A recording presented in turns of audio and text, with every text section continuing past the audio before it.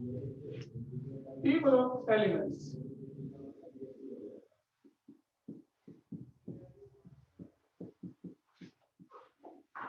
P block elements.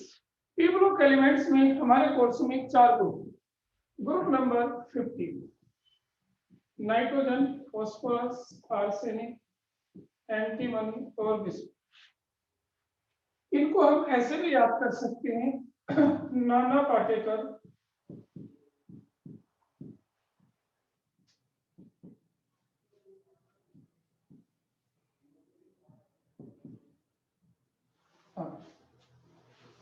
Nana Patekar, Aishwarya,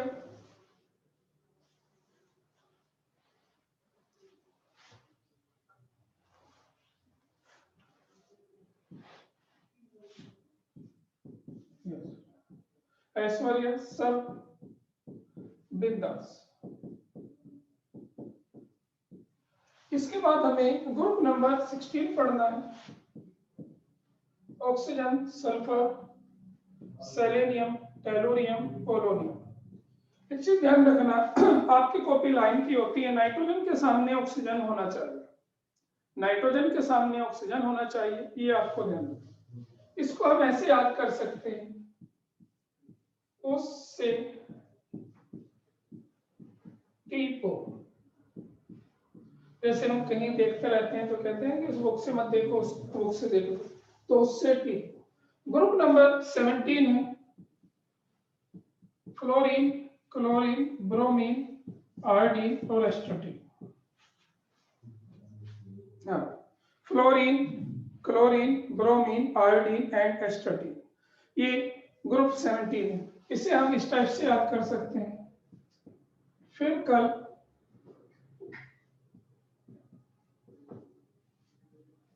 बाहर आई अर्थ, फिर कल बाहर आई अर्थ। और इसके बाद ग्रुप 18, ग्रुप 18 में एक चीज पे ध्यान रखना है, फ्लोरीन के सामने नियोन है, हीलियम उससे पहले है, और group number 18 neon, argon, krypton, xenon और रेडोन। हे नीना,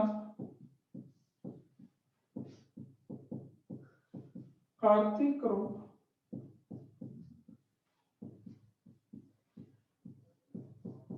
जिंदगी रहेगी। अब ये तो होगी पूरे पी ब्लॉक। अब इस पी ब्लॉक में हमें हर एलिमेंट का एटॉमिक नंबर याद हो। अब हर एलिमेंट का एटॉमिक नंबर याद हो। नाइट्रोजन का 7 होता है, इसका 8, 9, 10 और 2। अब बाकी जो एलिमेंट बचे उनका एटॉमिक नंबर आपको लर्न करने की जरूरत नहीं। बाकी जो एलिमेंट बचे उनका एटॉमिक नंबर लर्न करने की रिक्वायरमेंट नहीं है। क्या करना है उनमें से उनमें हमें एटॉमिक नंबर रूल अप्लाई करना है। और एटॉमिक नंबर रूल क्या होता है इनका, या एक मिनट,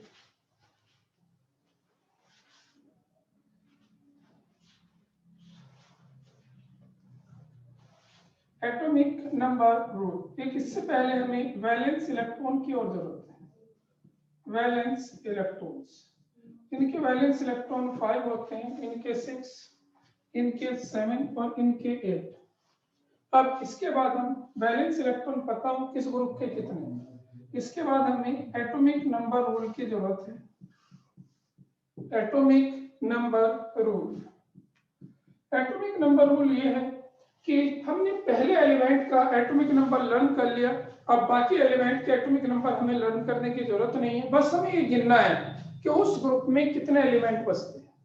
तो इस ग्रुप में आप देख सकते हो, एक का हमें पता है, बाकी बचे 1 2 3 4, 4 ग्रुप इसमें, सॉरी 4 एलिमेंट ग्रुप में बचे। अब 4 एलिमेंट एक ग्रुप में बच रहे हैं, तो हम 4 डिजिट यूज करते हैं। वे 4 डिजिट क्या होती हैं, वे 4 डिजिट होती हैं 8, 18, 18, 30। इनका आप यूज कर सकते हैं। इनकी हेल्प से आप किसी का भी एटॉमिक नंबर बता सकते हैं। क्या बताया भाई, 8, 18, 18, 32।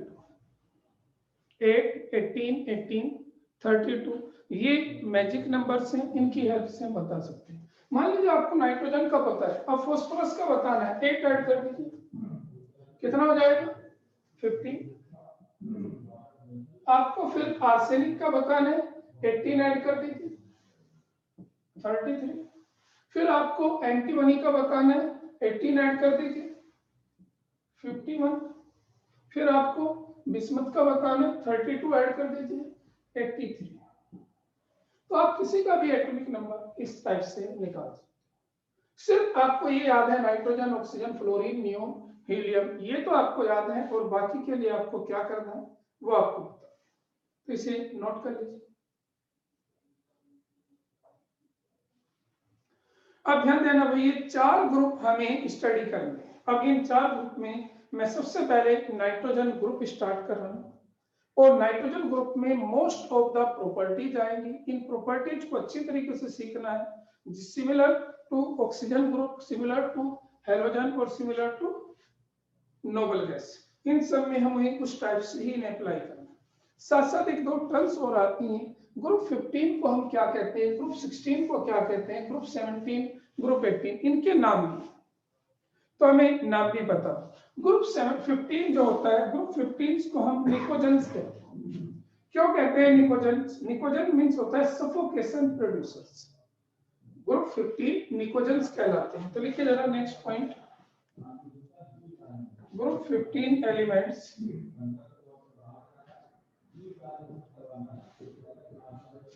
are called group 15 elements are called group 15 elements are called nicogens. Pnicogens, pnicogens means होता है सफोकेशन प्रोड्यूसर्स। निकोजेंस इन्हें क्यों कहते हैं? क्योंकि ये सफोकेशन प्रोड्यूसर्स होते हैं।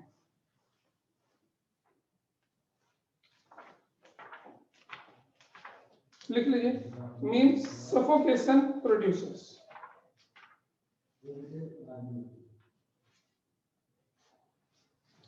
मीन्स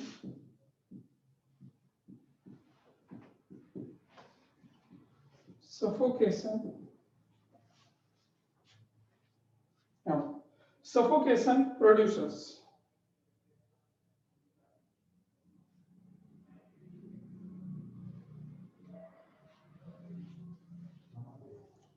ग्रुप 15 एलिमेंट्स को हम क्या कहते हैं? Pnicogens. And group 15 elements compound are called group 15 elements 15 element compounds, yeah, and their compounds ऐसे कर दो चलो, and their compounds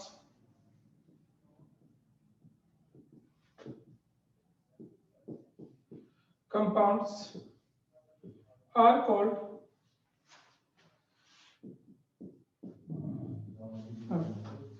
their compounds are called निकोनाइट्स।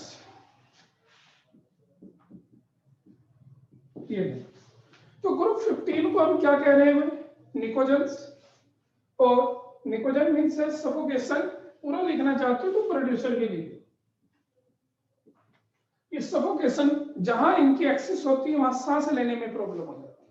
Group 15 की मान लीजिए किसी प्लेस पर या किसी रूम के अंदर ग्रुप 15 की एक्सेस है तो वहां सांस लेने में प्रॉब्लम होती है, ये हमें ध्यान रखना है। इस वजह से सफोकेशन प्रोड्यूसर्स का और इनके कंपाउंड्स को निकोनाइट्स का, ये ध्यान। अच्छा, ग्रुप 16 को हम क्या कहते हैं? लिखिए, group 16 elements group 16 elements are called group 16 elements are called chalcogens, means ore forming elements, ore forming elements।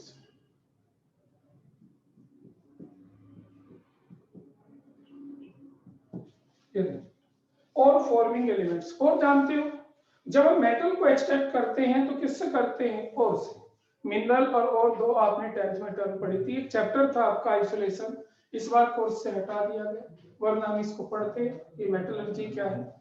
इस वजह से हमें बस यहाँ ये ध्यान रखना है कि हमें सिर्फ चैल्कोजेंस क्यों कहते हैं, क्योंकि ये और फॉर्मिंग। नेक्स्ट है ग्रुप 17। ग्रुप 17 एलिमेंट्स लिखिए are called halogens. Group 17 elements are called halogens,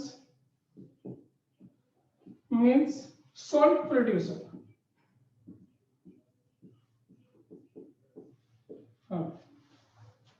Group 17 elements are called halogen, means salt producer. Group 17 elements halogen कहलाते हैं, it means salt producer है, ये हमें ध्यान। अब बचता है ग्रुप 18। ग्रुप 18 के तीन नाम। ग्रुप 18 एलिमेंट्स को हम पहले इनर्ट गैस कहते थे क्योंकि ये नॉन रिएक्टिव है। लेकिन group 18 elements were called, group 18 elements were called, पहले कहते थे वर कॉल्ड, क्या कहते थे? Inert gases. inert gases means non-reactive gases. Group 18 elements were called inert gases. पहले इन्हें इनर्ट गैस कहते थे क्योंकि इनका कोई कंपाउंड ही नहीं बना हुआ था, ये रिएक्शन नहीं करते। लेकिन आजकल इनके कंपाउंड बन चुके हैं, तो जब इनके कंपाउंड बन चुके हैं तो इसका मतलब अब इन्हें इनर्ट तो कह नहीं सकते कि रिएक्शन नहीं करते। हाँ, ये कह सकते हैं कि ये कम रिएक्टिव है, यानी कि लेस रिएक्टिव है। और लेस को एक साइंटिफिक वर्ड यूज करते हैं, नोबल। लेस का मतलब नोबल होता है, तो हम इन्हें नोबल गैस कहते हैं, इसका मतलब लेस रिएक्टिव। तो हम क्या कहेंगे? लेकिन nowadays group 18 element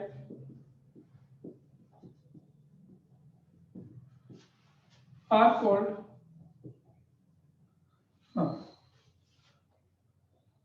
nowadays group 18 elements are called noble gas. Gases means less reactive. देखो पहले था नॉन रिएक्टिव, अब है लेस रिएक्टिव गैसेस। ये लेस रिएक्टिव गैस है इस वजह से। नेक्स्ट ग्रुप 18 एलिमेंट्स को हम एरोजेंस भी कहते हैं।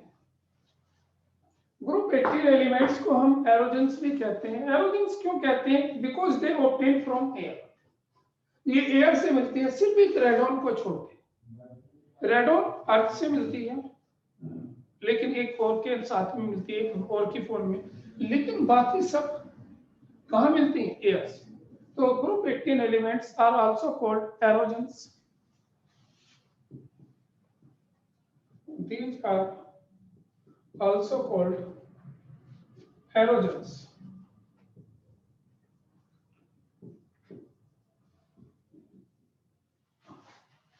Erogens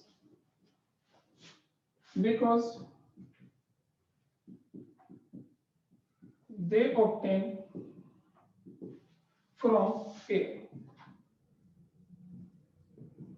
They obtain from air.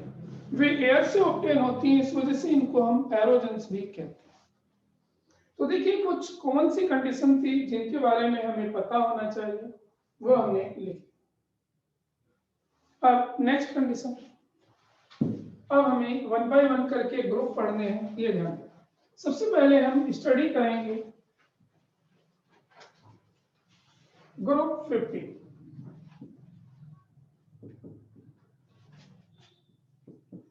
Element bracket में nitrogen family. Group 15 elements, main heading है भाई, इसी को हमें पढ़ते चलना है। ग्रुप 15 एलिमेंट्स जिसको हम कहते हैं नाइट्रोजन फैमिली। अब इस नाइट्रोजन फैमिली में ध्यान देना, ग्रुप 15 एलिमेंट्स नाइट्रोजन फैमिली, कौन कौन से एलिमेंट है? नाइट्रोजन, फास्फोरस, आर्सेनिक, एंटीमनी और Br। देखिए जब भी कभी हम किसी ग्रुप की स्टडी करते हैं, सबसे पहले हमें हमेशा अकरेंस पढ़ना है। अकरेंस मीन्स इन एलिमेंट्स को अगर हम ऑब्टेन करने लगे तो नेचर में कहाँ मिलेंगे या मिलते हैं तो किस फॉर्म में मिलते हैं।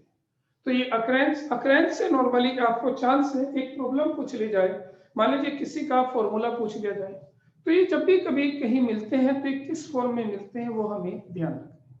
और उसमें अगर कोई और वगैरह आता है या कोई कंपाउंड आता है तो उसका फॉर्मूला आपको याद रखना है। तो देखिए सबसे पहले इनमें जब हम अकरेंस की स्टडी करेंगे, सबसे पहले स्टडी करते हैं नाइट्रोजन। तो हेडिंग लिखिए अकरेंस।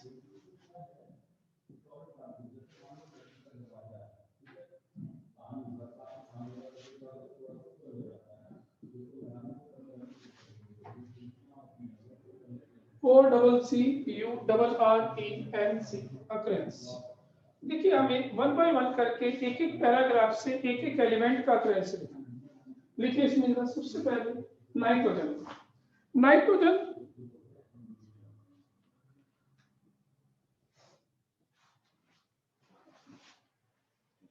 नाइट्रोजन मेक्स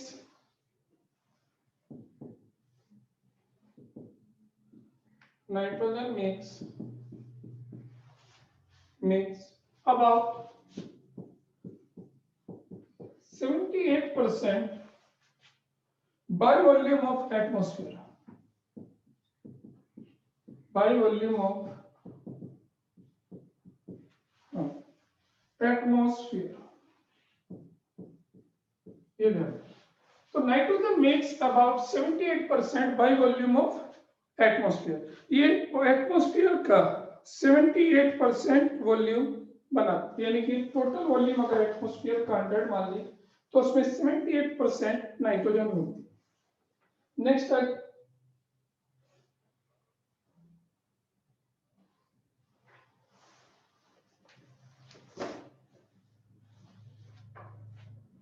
लिखिए भाई, it is 33rd most abundant number है भाई ये। इट इज 33rd 33 या 33rd वर्ड्स में लिखेंगे, यानी कि जब हम अर्थ की कंपोजिशन पढ़ते हैं सबसे ज्यादा अर्थ में ऑक्सीजन है, दूसरे नंबर पे सिलिकॉन है, तीसरे पे एल्यूमिनियम है। तो इस सीक्वेंस में नाइट्रोजन का नंबर अर्थ क्रस्ट में कौन सा आता है? It is 33rd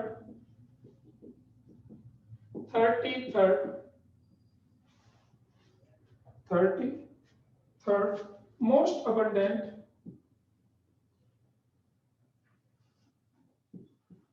most abundant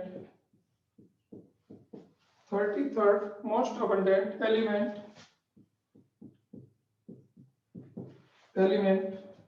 by mass in the earth crust.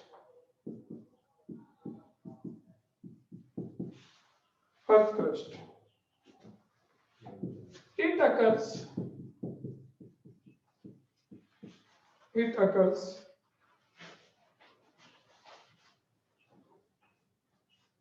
as nitrates, for example, NaNO3, इसको कहते हैं chilli salt eater,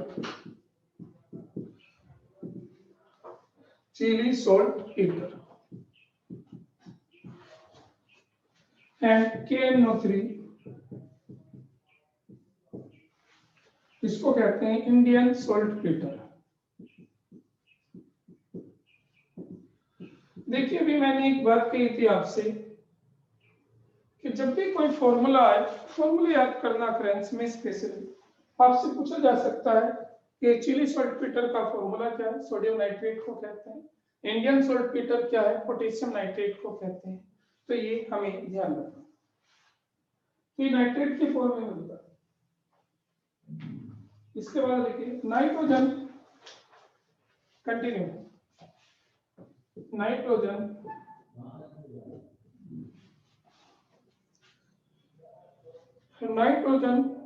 is the essential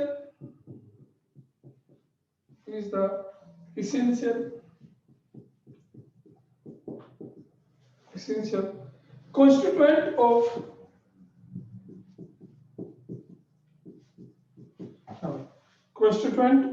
proteins,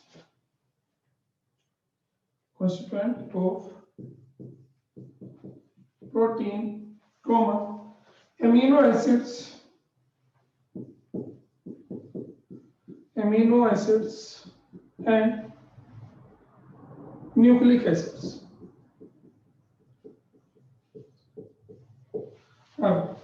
अब अगर आपको थोड़ा सा याद आता हो तो ये तीनों टॉपिक आपने बायोमोलिक्यूल्स में पढ़े थे। ये तीनों टॉपिक आपने बायोमोलिक्यूल्स में पढ़े थे। याद हो, protein is a polymers of alpha amino acids. और अल्फा अमीनो एसिड क्या है? वे कंपाउंड जिनमें, ध्यान देना बेटा, जिनमें एसिड के अल्फा पर NH2 होता है उन्हें हम अल्फा अमीनो एसिड कहते हैं। तो अमीनो एसिड में नाइट्रोजन है, इसका मतलब प्रोटीन में और अमीनो एसिड में नाइट्रोजन है। साथ साथ याद हो हमने पढ़ा था न्यूक्लिक एसिड दो है, डीएनए आरएनए। डीएनए आरएनए किससे बनता है? न्यूक्लियोसाइड जब ऑर्थोफॉस्फोरिक एसिड से जुड़ता है। अब न्यूक्लियोसाइड क्या था? जब पेंटोज शुगर नाइट्रोजीनियस बेस से जुड़ती है तो उस बेस में नाइट्रोजन होती है। तो इसका मतलब बेस में नाइट्रोजन है और बेस किससे जुड़ा? पेंटोज शुगर से, और पेंटोज शुगर जुड़ी फिर ऑर्थोफॉस्फोरिक एसिड से, और उससे क्या बना? न्यूक्लियोटाइड, और न्यूक्लियोटाइड ने बनाया न्यूक्लिक एसिड। तो इसका मतलब न्यूक्लियोटाइड में नाइट्रोजन है तो न्यूक्लिक एसिड में भी नाइट्रोजन है। तो ये था नाइट्रोजन के बारे में। बस आपको पता हो नाइट्रोजन का नंबर अर्थ क्रस्ट में कौन सा आता है? 33। तो और किस फॉर्म में मिलता है? स्पेशली नाइट्रेट्स क्या है? सोडियम नाइट्रेट और पोटेशियम नाइट्रेट। इसके अलावा ये protein, amino acid, nucleic acid इनमें भी मिलता है। ये ध्यान देना। चलिए, ये तो था नाइट्रोजन। अब हम स्टडी करेंगे फास्फोरस। मैंने कहा 1 बाय 1 करके सारों का अक्रेंस लिखेंगे। मेन पहले दो एलिमेंट का ही होता है, बाकी जो है बहुत कम क्वांटिटी में मिलते हैं। ये सॉल्टपीटर ओर्स के नेम है भाई, ये नेम ऑफ ओर्स है। जैसे आप कह देते बॉक्साइट है, Al2O3.2H2O, बॉक्साइट का फॉर्मूला आपने पढ़ा, ये और है, ये और कुछ नहीं। ये चिली सॉल्टपीटर और Indian saltpetre, these are the name of ore. ये कंडीशन, और के नाम है ये और कुछ। अब जब नेक्स्ट सुनिए, अब हमें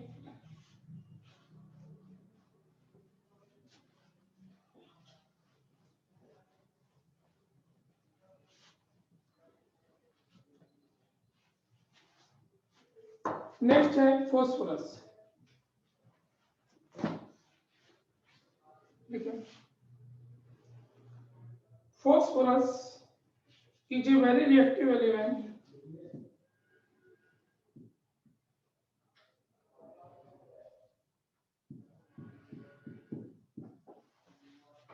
Phosphorus is a very reactive element. Phosphorus is a very reactive element and hence it does not occur.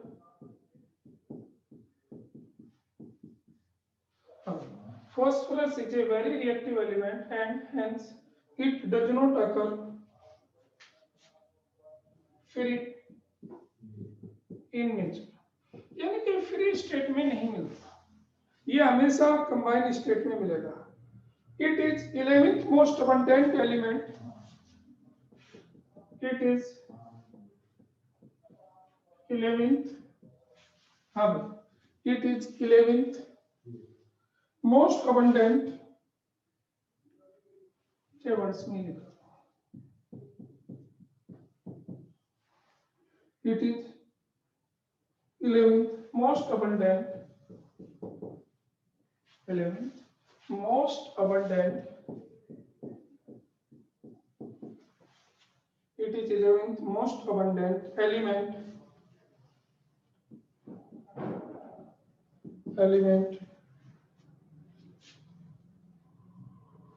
By mass in earth crust.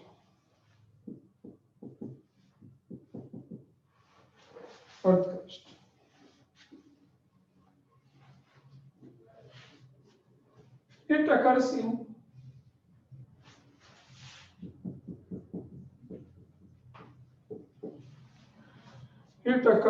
in the mineral of apatite family. देखो apatite family क्या है? एक apatite family का एक formula fix है और वो है कैल्शियम फॉस्फेट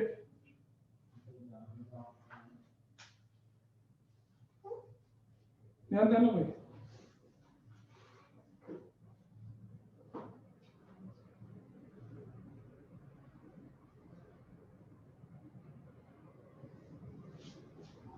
एक मिनट 9 हो गया।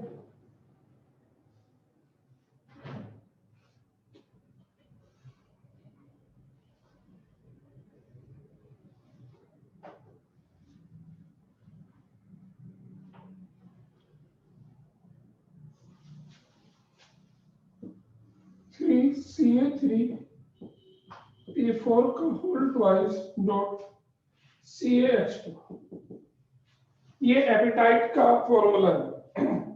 वेयर एक्स, ये एक्स क्या होता है ये सुन लीजिए। एक्स होता है फ्लोरीन, क्लोरीन और OH। ये ध्यान, इसमें है फॉर एग्जांपल पहला लिख लें फ्लोर एपेटाइट,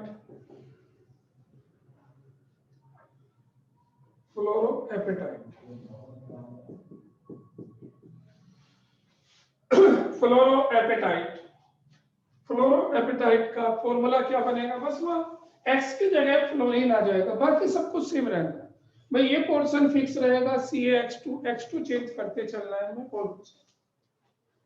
फ्लोरोएपेटाइट फॉर्मूला बन जाएगा 3CA3PO4 का whole twice dot CaF2। Second है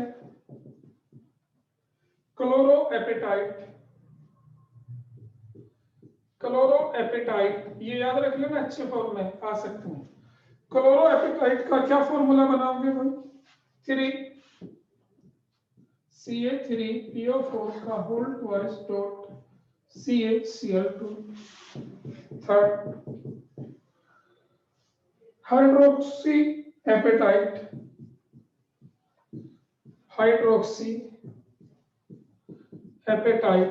क्या होगा?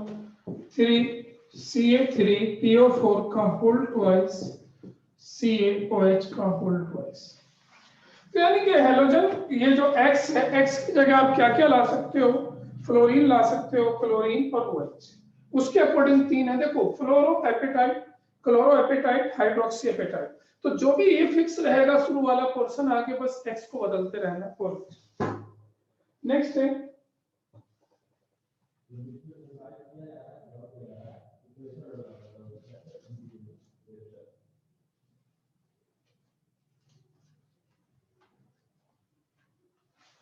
लिख ले नेक्स्ट पैराग्राफ से। अभी फास्फोरस ही चल रहा है, फास्फोरस थोड़ा lengthy.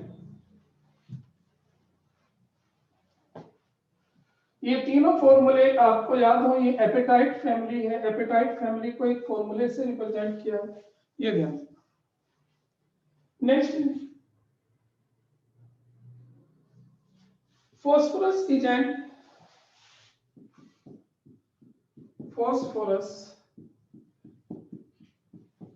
is an essential constituent of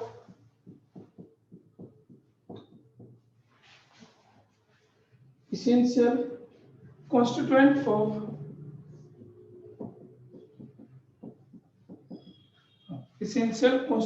of animal and plant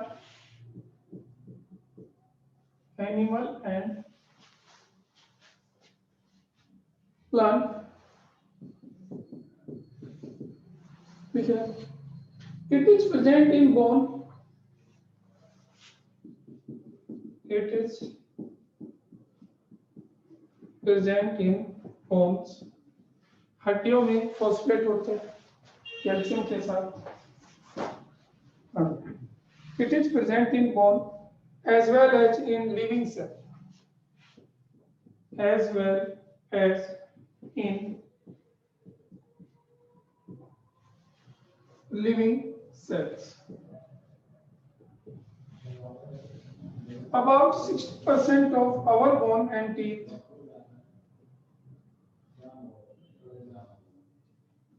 about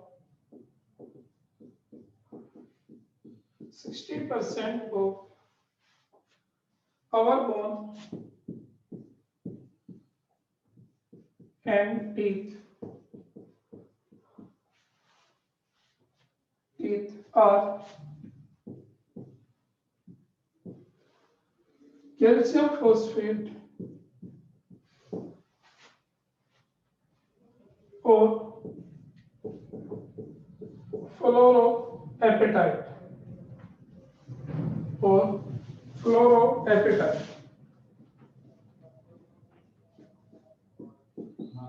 ये ध्यान रखना.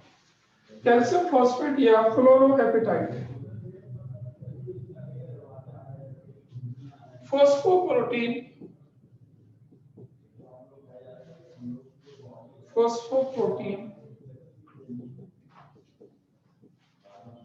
are present in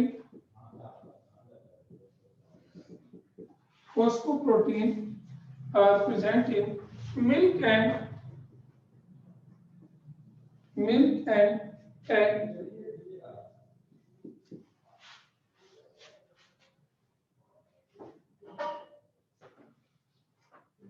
It also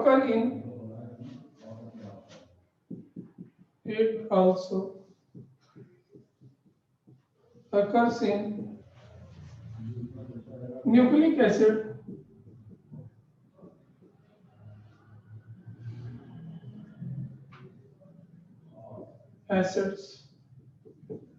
DNA and RNA. Nucleic acids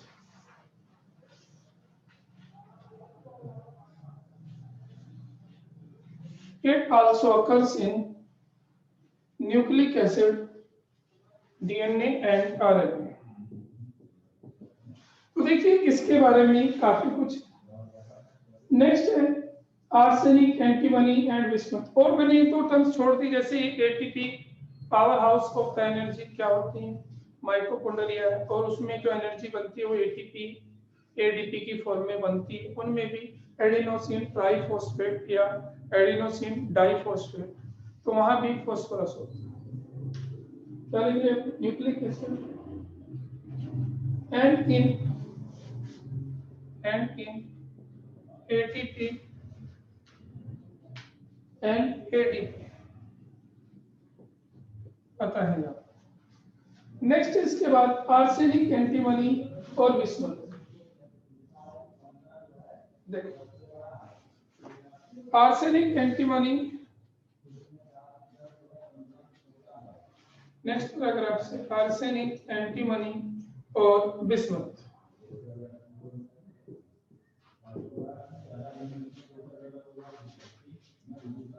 occurs at ये क्या लिख सकते हैं, are not very abundant element.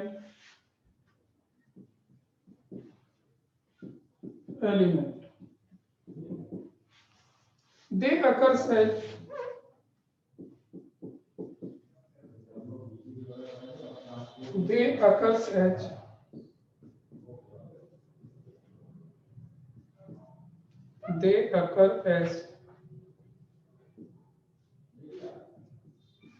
as sulfide sulphide. Sulphide में क्या है?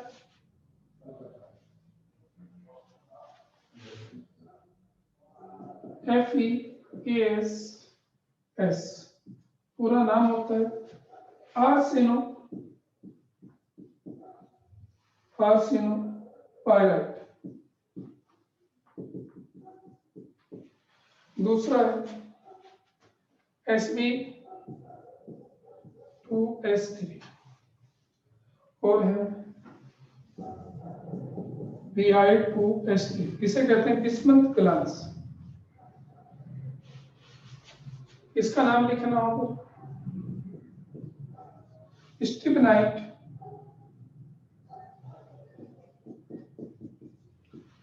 ये स्टिबनाइट है। फॉर्मूलों में स्पेशली ध्यान रखना, ये है बिस्मथ ग्लास।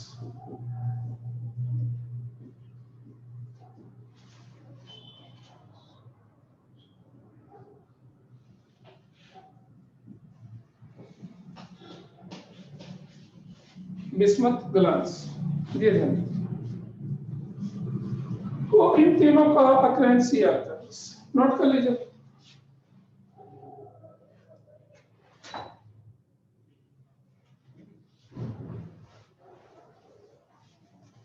ये हो चुका है। नेक्स्ट कंडीशन, नेक्स्ट प्रॉपर्टीज है। देखो ये पहला टॉपिक पूरी तरीके से लर्निंग है, इसमें कुछ ऐसा नहीं है कि हम बस, हाँ ये जरूर ध्यान रखना, अगर टॉपिक भी ना पढ़ो, एक तो उसकी पोजीशन याद कर लेना। पीरियोडिक टेबल वो अर्थ क्रस्ट में किस नंबर पे आता है, जैसे भी हमने पढ़ा नाइट्रोजन किस नंबर पे था 33, फास्फोरस किस पे था 11। और दूसरा जो फॉर्मूले आए हो कोशिश करना ही फॉर्मूले पता हो, अगर कहीं के ऑप्शन में लिखे हुए आ जाए तो हमें पता, ये चीज है। चलो अब इसके बाद है, अब हम ग्रुप के मेन कैरेक्टर शुरू करेंगे जो अंडरस्टैंडिंग होते हैं, समझने के होते हैं। उनमें सबसे पहला electronic configuration. Ready? Electronic configuration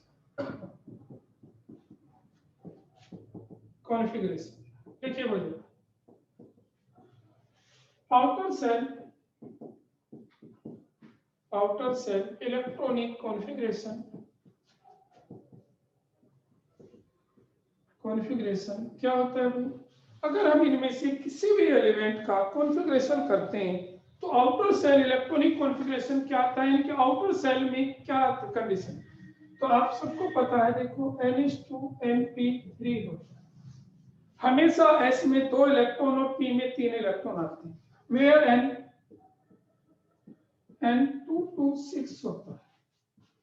किसी भी एलिमेंट को देख सकते हैं, फॉर एग्जांपल नाइट्रोजन का करके देखिए 7 इलेक्ट्रॉन है, 1s2 2s2 2p3, 1s2 2s2 2p3। इसकी जगह नाइट्रोजन की जगह आप फास्फोरस का कीजिए साथ में, क्या आएगा 15 इलेक्ट्रॉन है, 2s2 2p6, 3s2 3p3। या तो कंडीशन ये आती है नाइट्रोजन फास्फोरस आर्सेनिक का भी कर सकते हैं 33 का, 1s2 2s2 2p6, 3s2 3p6, 3d10, 4s2 4p3। तो आप देखोगे हमेशा S में 2 और P में 3 इलेक्ट्रॉन आएंगे अगर हम किसी का भी कॉन्फ़िगरेशन करें। नेक्स्ट हेडिंग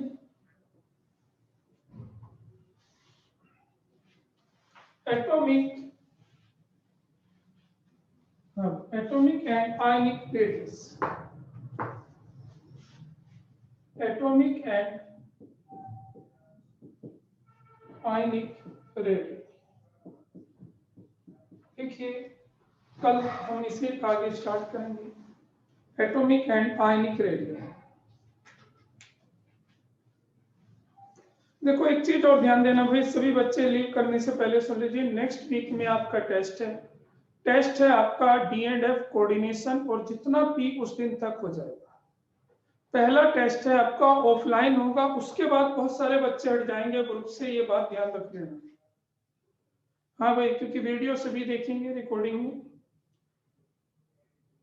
सभी बच्चे ध्यान रखना, नेक्स्ट वीक पी ब्लॉक जितना होगा, मैं नहीं कह रहा पूरा होगा, जितना भी हो जाएगा नेक्स्ट वीक में टेस्ट है, 7 दिन पहले बता रहा हूं, आज के दिन के बाद ही होगा। पी ब्लॉक होगा, D&F और कोऑर्डिनेशन, ऑफलाइन टेस्ट होगा, टाइम बता दूंगा आपको। नहीं आएंगे कोई बात नहीं, मैं ग्रुप से हटा दूंगा, छुट्टी होगी, बच्चे कम रहेंगे, मुझे भी आसानी रहेगी। ये ध्यान रखना, तैयारी कीजिए अपनी।